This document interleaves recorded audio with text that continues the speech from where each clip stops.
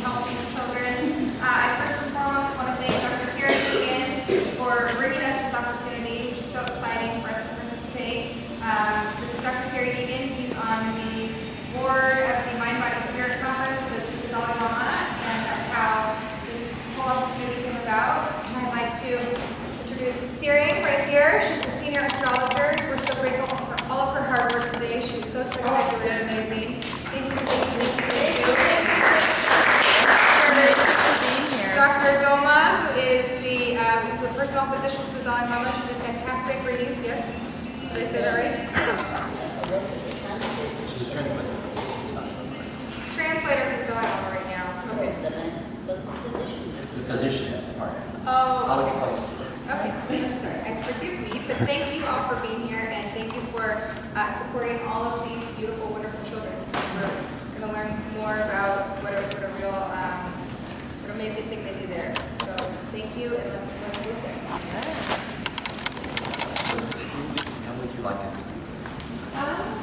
Do you want to Is start, it or want oriented? Dr. Doma to start? Okay, I'll start. And to many of you I had a chance to speak to today, so please forgive me for the redundancy to those of you who've heard some of this. But I'm Terry Eagan. I'm a psychiatrist in Los Angeles. Been in practice about 23 years, and have had a very interesting practice in the world of addictions and eating disorders, and worked with lots of mucky mucks and important people and things. But nothing has been more interesting than what's taken place over the last few years in my life. A year ago, I had an opportunity to go to Dharamsala, India, to speak at the first Mind, Body, Life conference that was sponsored by an organization called Minsikan. Minsikan is the Tibetan Astrological and Medical Institute that was founded by the last Dalai Lama and then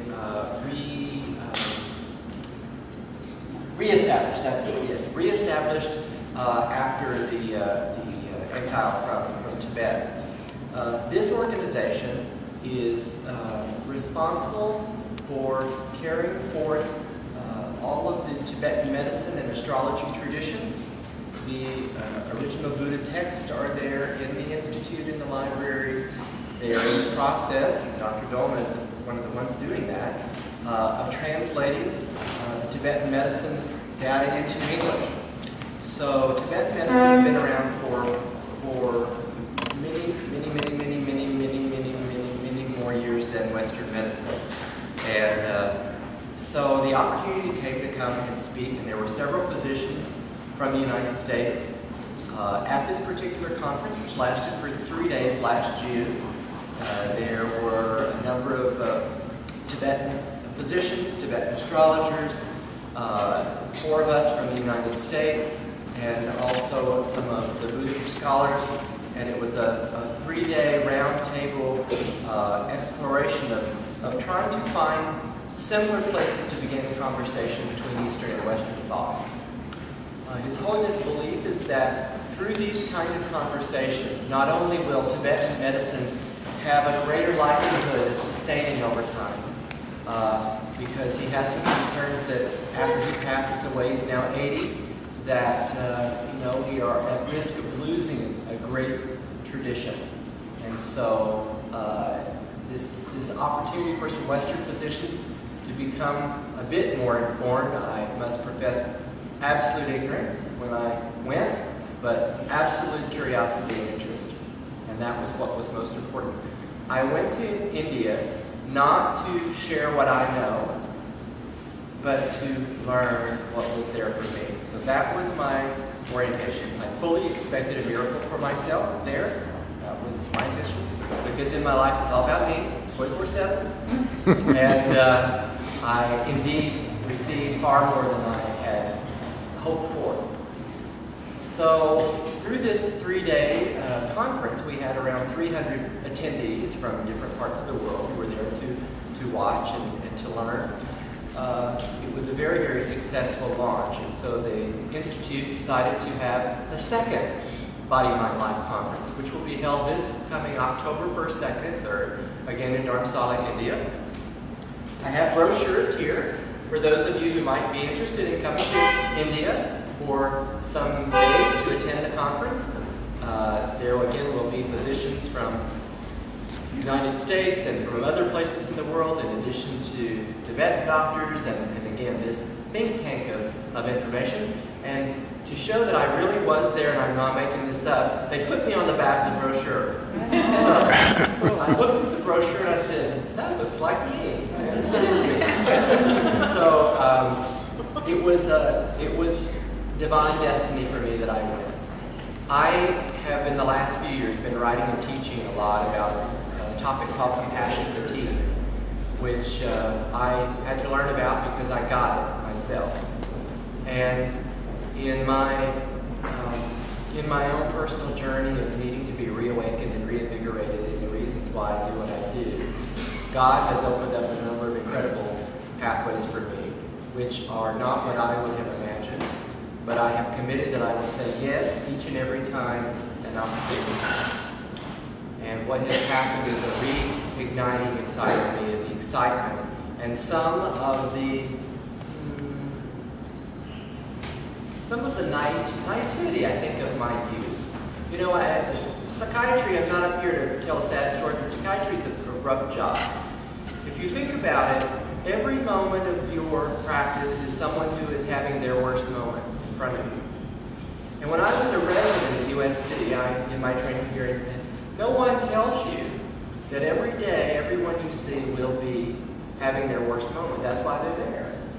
And your job is to help them and then they go. They don't quite line it up like that.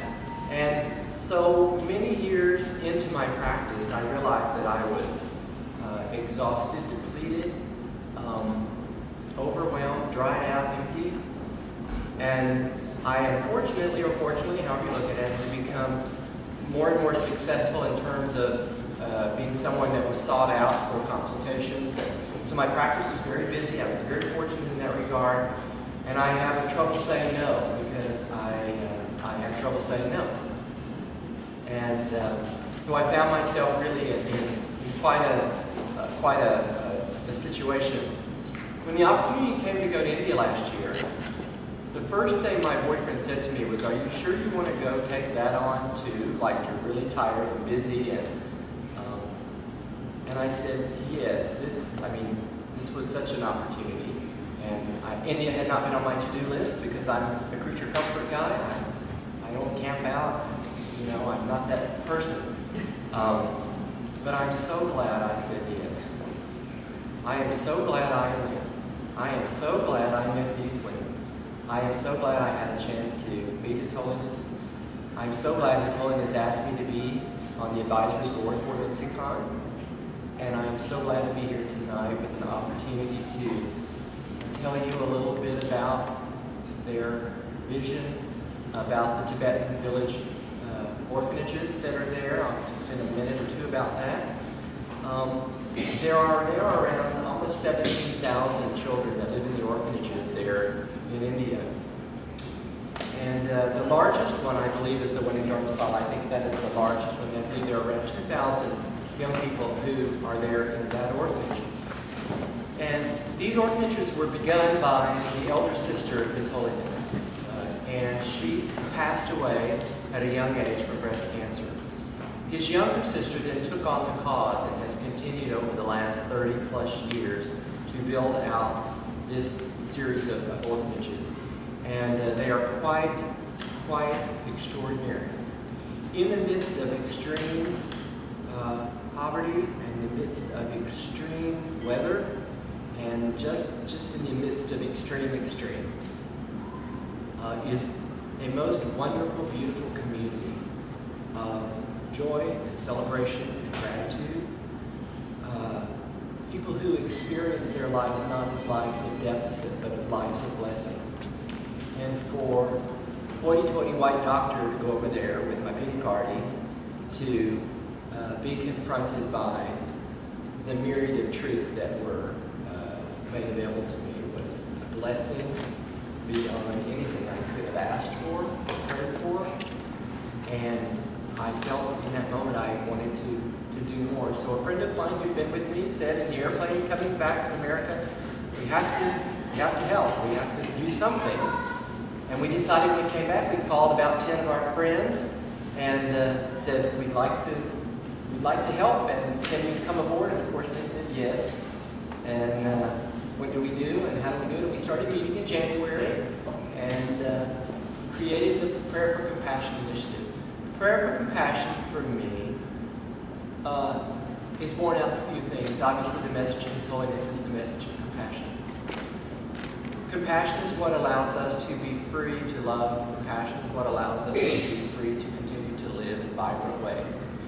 Compassion is what is required for us to drop our sense of disconnection and barrier from people because they are different from us.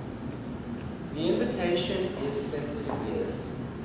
Regardless of whether I speak your language or I understand your culture or whether I have your belief system, whether we worship the same holy divinity, whether we believe the same pathways of medical treatment, underneath it all is a sense of belief in dignity, a belief that as a collective we can do more than we can ever do on our own, and that we are all far more connected than we give ourselves credit for. In our Western world of scurry and collection, and for me, the things that I do to make myself feel as if I'm on track and as if I am some way safer in my world, which is all an illusion. The opportunity is there for us to see it differently. That in small, tender, quiet ways, through the eyes of children, with naivete and tenderness, there is another way to experience one's life. And no matter how old we are, no matter where we go, the chance is there for us to be awakened again. So the prayer for compassion was first and foremost a prayer for me, for my own compassion. The prayer for compassion is an opportunity for people in America to hear about some of the works of His Holiness and about this institution, to learn a little bit about Tibetan medicine, Tibetan astrologer, to find a way that together with these principles, joining in the best ways, we offer the better opportunities for healing than we ever have before. That people know about the Tibetan children's villages. That people, again, squeeze their loved ones tight and feel grateful for the many blessings and good fortune that you have in your life. And that you remember the world is a really, really, really, really, really big place. It is really, really, really, really far to get there. And it was a very different cultural experience for me. I'm excited to go back this October because it's going to be cooler. Because I said it was really hot there. But they are assuring me the weather will be hopefully in the mid-70s this time. So I'm looking forward to that. I'm taking about 30 people with me who are looking to go on a pilgrimage and begin to have their own, hopefully, experience. It'll be wonderful. I have some brochures here about the conference. If there are others who are interested in coming to India in the fall, that would be wonderful. One of the other things that we're trying to do is increase attendance. And my understanding is for this conference, I believe there are already around 400 people signed up. So it's already about 25 to 30% more people than came last year. So that's a good thing. The last thing I'll say before I have the ladies speak is that all funds collected through the prayer of compassion, 100%, are tax deductible, and they are going to the orphanage and to the Minsakan organization. We are keeping nothing through the generosity of those of you who have opened up your homes, who have helped feed us and help us in so many ways. We are able to give this money where it is most useful, and every little bit helps. The Bible talks about so many examples of God's appreciation of the widow's mite. The idea of abundance coming in forms that are sometimes small and underappreciated by the people who look at first glance, but through the eyes of our God who understands the nature of the heart that gives the gift. And so this is a chance for people to give in any way that they can, and to know with confidence that that money is going to be there. I'm going to go there, and we're going to Facebook it so that people can sort of see us go and do and take people to the village and see that indeed we took the money where we said we were going to. You don't know me. I'm a nice guy though. But it's such a pleasure to be here. And it's such a pleasure to have these wonderful, wonderful ladies. I want them to tell you about themselves. Many of you had chances to be with them today and experience the essence of, dare I say, magic. Maybe we'll just call it love that they exude. But it's a pleasure. I'm working really hard. We have a lot of events scheduled, and I am so grateful to the two of you for your generosity and your time and your spirit. We got them up this morning, and we picked them up at their hotel at 4:45 this morning. So, yes, look at them. They're still standing. They're still sitting right now. So, I just so appreciate all of you being here. I appreciate the Soul Center giving us this opportunity in the most generous way. I feel it's so interesting how quickly you meet people, and you and I had such a wonderful exchange today. So many, like, you just don't know when you get up in the morning what's coming, you know? I like to remember that every minute is a chance that you may meet your next soulmate, you may have your next insight, you may have your life spun around in directions you haven't anticipated at any moment.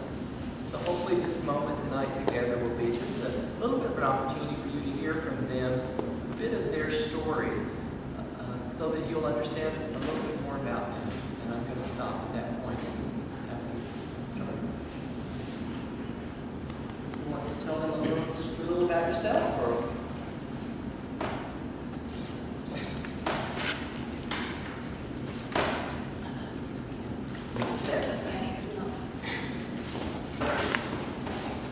Okay, good evening all. My name is and I work as an astrologer at the Tibetan Medical Astro Institute in Dharamsala, India. I got my graduation from graduation of Tibetan Astro Science from Tibetan Medical Astro College in the institute. So after my graduation from the institute, I worked here till today for almost 25 years. And during my work there, I worked in the Department of Tibetan Astroscience, and at the same time I've also worked for the Institute's Medical and Astro College as a lecturer.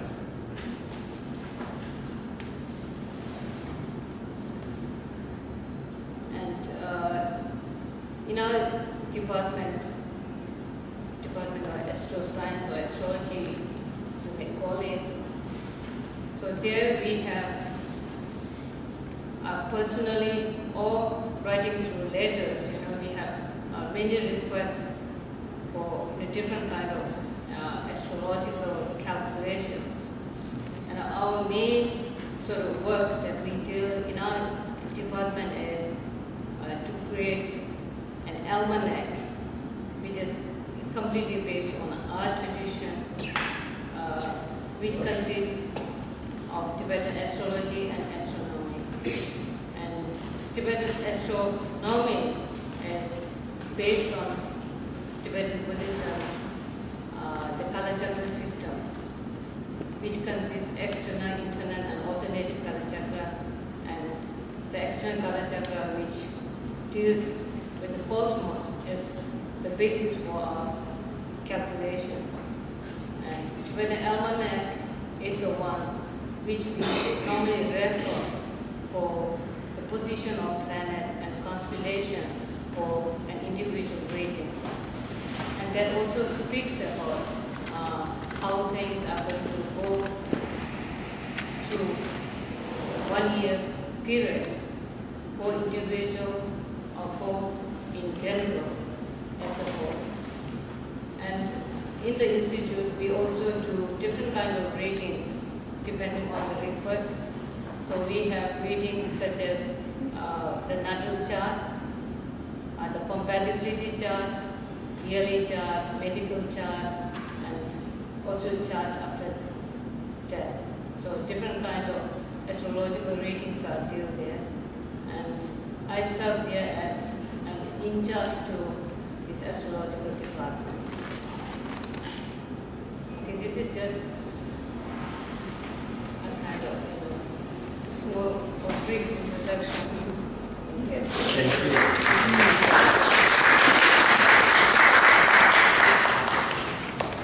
Next, I would like to introduce you to Dr. Dolma. And I had the pleasure of also meeting her last year. She was in charge of the whole conference that I went to. So she and I were emailing a lot, which is so interesting that you meet people through email in other countries at other times and things. And I must say, every time I would get an email that would come in from the Institute, I'd be so excited because, again, the naivete, I think, was awake. Where am I going? What am I doing? I don't know what I'm doing, but I'm very excited about it. So when I had a chance to meet her face to face and spend time with her, I enjoyed myself very much, and I'm glad to have her here. Part of what I talked about when I was there in Uppsala was about the relationship between a patient and a doctor. And if you think about it, in Western medicine, that sometimes is not talked about as much as it used to be talked about. But it is a very, very unique relationship. And the same holds true for the Tibetan doctor and their relationship with their patient. The other thing I'll say is that a part of healing comes from the experience that a patient has with someone that they go to for help. And I believe that the similarity there also exists. That with compassion and understanding and listening and desire for change, Western medicine does a decent job. Tibetan medicine does a wonderful job. So again, our opportunity is to think, how are we similar? Let's start with how are we similar, how are we similar? And we go from there. So I give you Dr. Dolma to tell you about herself.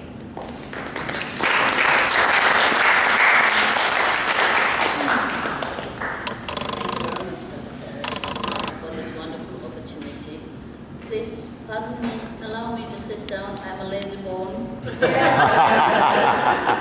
Therefore, I didn't put on much weight, no doubt. Okay, my name is Sonam Dolma. Just to let you feel a little bit about Tibetan culture. Sonam means, Tibetan names have much meaning. So generally when somebody receives a name, it's from a Lama. So as a sign of auspiciousness, that you go to a Lama, a high-revered monk, to get a name. So generally, like during our time when we have a children, we get our children's name from His Holiness the Dalai Lama, so whose personal name is Tenzin Gyaltso. So whoever children gets name from him get the first name as Tenzin. So both my boys are Tenzin Yishi and Tenzin Tsering, who are 13 and 10 years. And maybe it's fascinating or stupidity from your American glasses that in Tibetan community, as soon as we come to realize that you have conceived a baby, you go and seek a name for the undelivered baby. And we believe that by naming a child in a womb helps to protect him because it gives him an identity. And thereby we also get the blessing of that particular Lama or the revered person. And that's how both my boys got their name when they're still in my womb. Okay, so to take back to my name is Sonam Dolma as told you. Sonam means luck and Dolma means goddess Tara. So like every name that Tibetan individual has a meaning in itself. Like my elder boy Tenzin is the holder of a dharma, holder of a religion, and Yishi means wisdom. And like the younger one, Tenzin Tsering, Tenzin, as I told you, holder of the Dharma, and the Tsering means long life, blessed with long life. So that's one unique differences between the Western and Eastern culture, and also like most of the Oriental custom of naming has a lot of reverence on the meaning, and many a time they're also named on the month they were born or the day they were born. Well, as you know, I had a good opportunity to meet some of you this day, and it was a wonderful experience for me. And as you know, I'm practicing Tibetan medicine, so I have 16 years of experience on my back. And just to take a little bit back how I end up being a Tibetan doctor is, as a matter of fact, I think it's significant and important that I also say a little bit about how I actually came into this world, because the good work Dr. Terry Eagan and Dr. is taking along with his many friends here. So it's a life-changing good deed, I would say, because I'm myself an example of somebody's good action like him. And actually, I was born in Nepal. I have 4 younger siblings, and my parents from a very poor background, because they left Tibet, followed his Dalai Lama, had got nothing to bring along except for the clothes that they have on their back and the pieces of jewelry they are adorned with on their day-to-day basis. And as they were struggling and came by foot, across all the Himalayan mountains by foot, which all parents have done, so they came selling whatever they have of the possession for a few pieces of bread or a handful of rice. So when they end up in Nepal, so they're almost like, God-written, except for those scanty clothes that's on their poor body, that they sometimes had to virtually beg.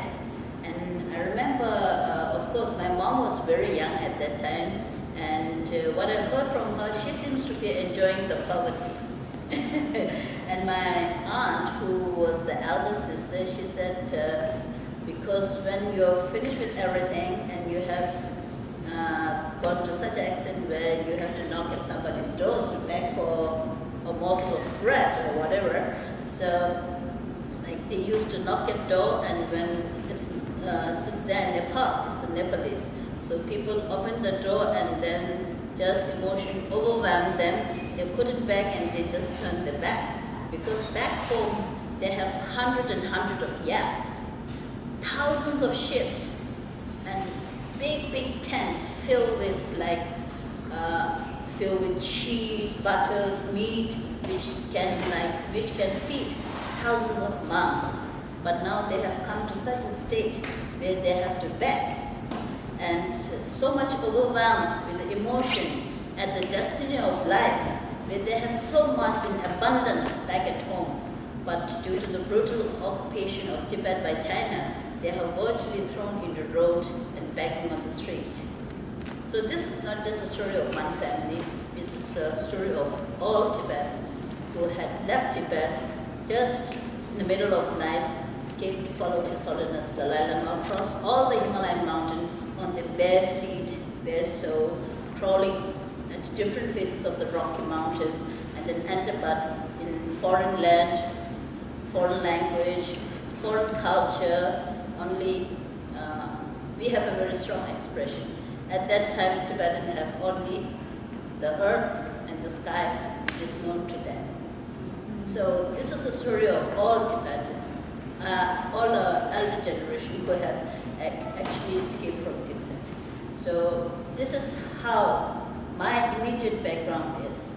Because I was born in Nepal, I don't know. My parents tell us that we have lots and lots of things back in Tibet because each family have been collecting for thousands and thousands of years. So you can just imagine. And Tibet is a land where you have great respect for artifacts and religious items and precious stones. So like if one simple, like a middle-class Tibetan could have brought what they have saved for many hundred years and sell it here in India or in the West, they could be billionaire in a night. So such riches, you have to just give up in the middle of night and just run away, collecting your babies and then walking down the street down. So that's how our journey our Paris journey has begun. So my mom and dad, they got married in Nepal, and since like they were young, no skill, no education because they're nomads up in Tibet, and so they ended up working in a carpet industry. So this carpet industry is run by Tibetan organization. So then from morning 8 o'clock till late, 8 o'clock at evening, they had to work in the carpet industry. So come back, feed their 5 children. So it's a hard life. But they are strong enough because no matter how hard their life is, they are not going to surrender to the faith, and they are definitely going to make the children get some education and skill. Therefore, that's how they sent me to Missouri, and like Tibetan Children Village School in Missouri, we have a foundation which is called Tibetan Homes Foundation, and this has a strong support from all over the world, Germany and SOS. So this house, like more than 1,000 students, and they give free education, free housing, free future. Even after we finish our high school, if we have the capability and if we have the ability, then they do even provide further studies expenses like fees still continue with the students who are able to carry on with the further education. So that's where I ended up in Tibetan Homes Foundation, and I spent 13 years. I started from kindergarten and then finished my high school through 13 years. And after that, I did my bachelor's and master's in English literature. And I think, taking you back to my school life, I think that what Dr. Terry Eagan and Boda and many others were doing on this is, as I told you in the beginning, it's life-changing efforts. Not only life-changing efforts for one single children, but to many, because once they finish the school, when they acquire that particular skill, they come back to their community and serve. And I'm a good example of that itself. And when I was in school, I used to have a sponsor from Germany. And I remember the time when Christmas is close by, we were waiting so eagerly for some notice to come from office that our sponsors has dropped by a small package at the Christmas. So I still remember all those beautiful yarn and knitting needles and those beautiful little things like balloons and sketches, colors that they used to send to me. So, and then we used to make beautiful drawing for them for the Christmas as a thank you letter. So that's how my life went from kindergarten until I finished my high school. And I'm very happy to share this piece of news among you, because after we finished our high school, because there are still so many children who needs to be supported, who needs to be groomed. So our sponsors are transferred to the new orphans. And so therefore, after I finished my high school, I lose a contact with my sponsor, because then of course I did my further study with the help of Tibetan Homes Foundation, and which also is supported by an organization as such. And of course the individual person who are also supporting from many angles. And thereafter, I lost contact with my sponsor, because then he would be transferred to another chap. And it was in 19 2009, when I went to Germany, and thanks to the high-tech and technology, that through internet I found my sponsor, and he was living in Hamburg, and I went there, and he was really very happy to see that what he have done has flowered and ripened into a fruit, and that I'm serving the community. And since we lost contact, and he also lost his baggage when he was transferred from Hanover to Magdeburg, he lost his baggage, so he lost my address. So as fate would turn out, we both lost each other's, but luckily, after nearly 20 years, I found him. And so every year I go to him and spend some time, have lunch, ice cream, and then come back happily. And that's a wonderful experience. And just as Terry brought us, adopted 2 children last year during the conference. So I was just looking at them and reliving my life. Yeah. So I remember, probably I told you that when we had these children on the cultural show, that they will remember this, and that moment they will carry on for the rest of their life. So that's how we are made. Well,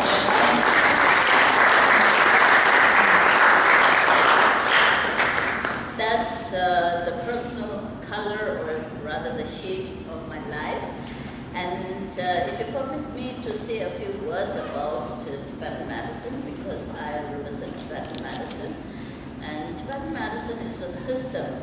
I would say, normally people say it's a holistic system, but I would say it's an integrated system. And Tibetan medicine is not just a system which now these days many people confine themselves in some resort area, spend 2 years, and then when they are coming down to the urban city, they come with piles of books.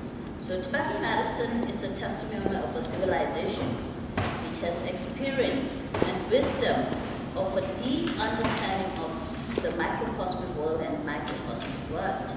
Or rather, in a lay language, I would say Tibetan medical system understands the very subtle reality and the dependence nature of the universe and the living.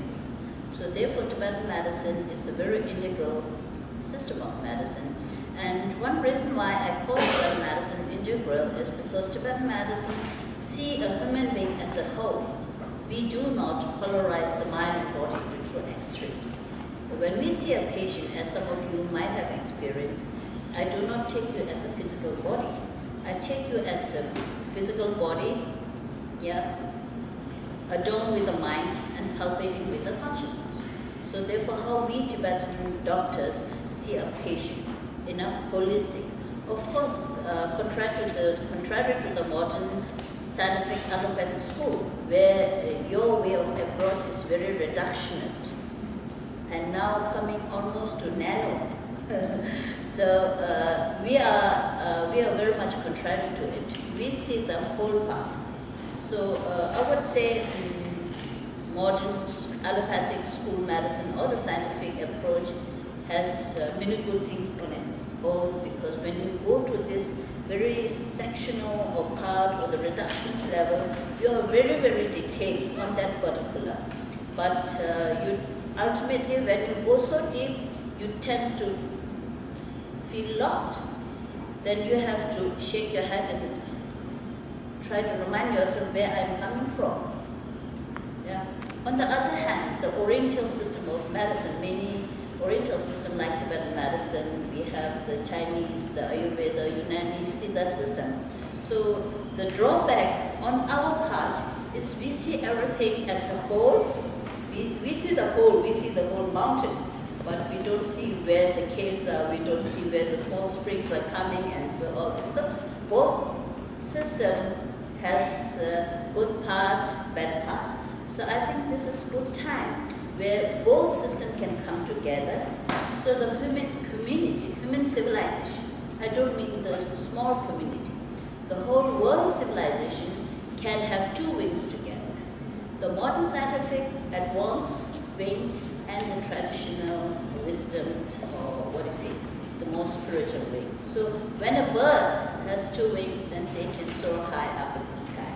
So that's how His Holiness very sincerely approached to the citizen of the world, that the past century has been a century of war, but we should definitely make sure that this century, we make it a century of discussion, reaching out together and sharing each other's wisdom and compensating the weakness or the shortcoming that the other partner or the other part experiences. So this is one very important why our institute has come up with this idea of organizing the Body, Mind and Life conferences, because much of the physical ailment, much of the grosser ailments are so well answered in this allopathic school medicine, whereas many of the mental and subtle and psychological problem and grievances and shortcomings and lacuna that many people feel unanswered are so smartly answered from Buddhism and Tibetan medicine. So therefore, when these two can merge together, ultimately we can be more capable in solving the human problem.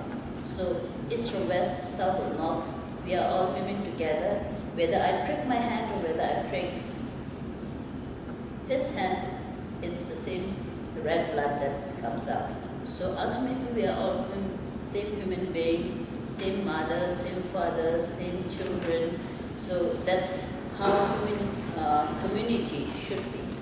Okay? And generally, Tibetan medicine, as I told you, is based on a set of established theories. It's not just that it's based on a set of established theories and then it stands on its own. But this very system, which is grooming up on these particular theories, can be empirically proven to these days. Though this medical system,